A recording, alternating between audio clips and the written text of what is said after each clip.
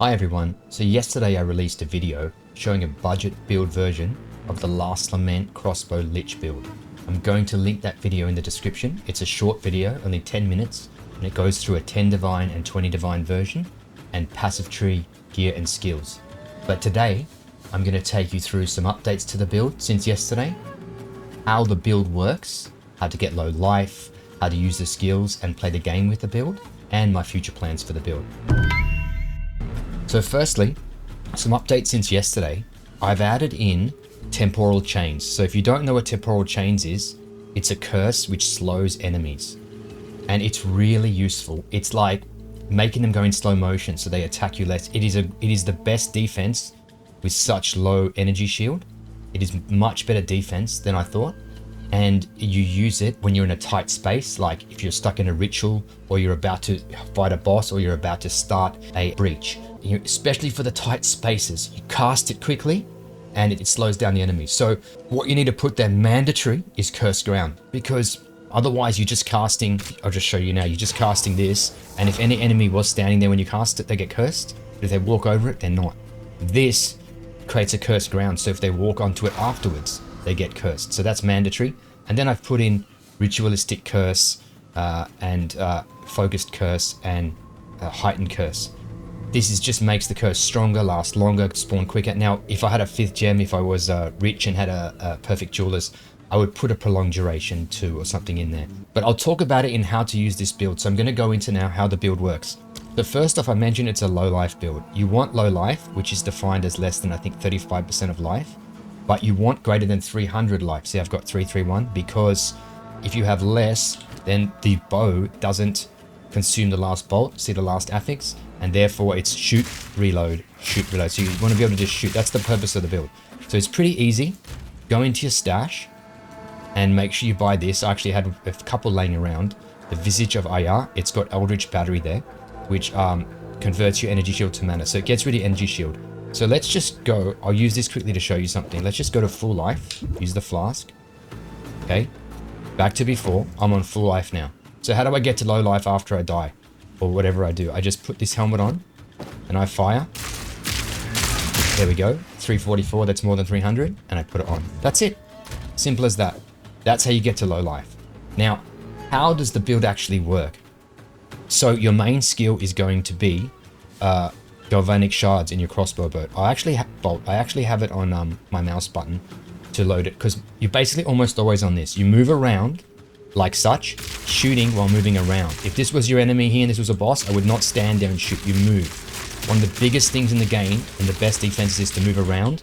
You can even move around objects and hide behind them and come back, do a bit of a roll.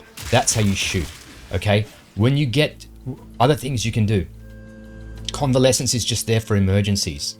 It starts your energy shield recharge and it doesn't interrupt. In other words, when you get shot while it's recharging, usually it stops when you get hit, but this will just keep going. I don't use it that often, only when I'm panicking.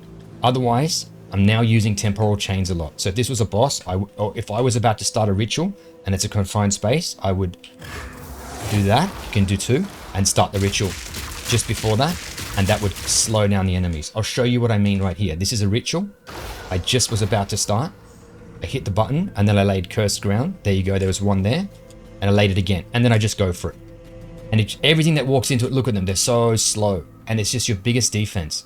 With this build, I found I was dying when I either fell over, hard to avoid that from the run, or in these tight confined spaces. And this has basically meant I don't think I've died since I've started using this. And right now I'm leveling at least to 95 to get a few points. So it's very, very useful for me. So that's how I'd use it. You can see I'm always moving around. You should enable this at the top, and you can watch your energy shield bar at the top rather than looking on the left, on the bottom all the time. The other thing you do, if you want to boost the power, you've got emergency reload. Okay, so it reloads all your ammunition, it empowers it. In other words, it gives it stronger shots. So you hit R, I just pause it there, you can see it counting down. For that 8 seconds, whatever it was, all your rounds of powder. Now, I don't use this so much since I've got this. Really, for mobs, I'll talk about bosses in a second. I just shoot and I do curse ground for like before I start a breach, so I can be safe in this little area before I venture out, or in a ritual or something, or in a confined space, and I shoot. That's it. Occasionally I'll empower my munition. Now what about bosses? Bosses are different. Bosses, you want to use Composed Requiem. Now obviously it'd be nice to have a 5th gem, but I don't. So for Requiem, you switch it over, but there's a countdown. Watch this. So I hit F. That's a totally different skill. That skill absolutely demolishes bosses. Like I'm talking about demolishes them. You just keep it on them, move around a little bit. I would put a curse first and that's it. The boss is gone. But check out at the bottom right there.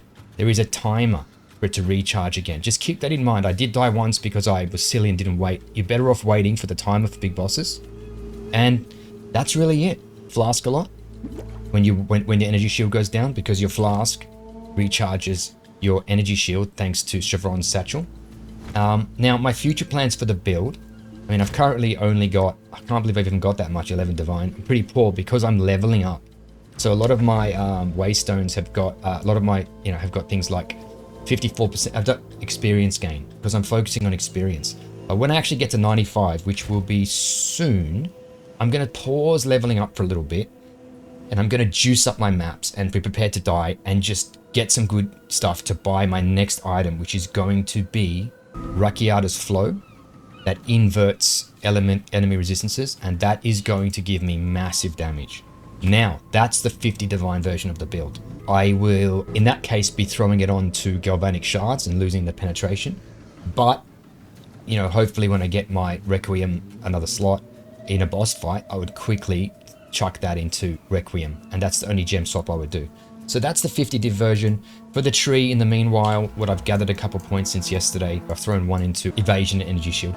And that's it, I'll keep you updated, and hopefully I'll see you in a 50 divine build version, and I might even have some improvements.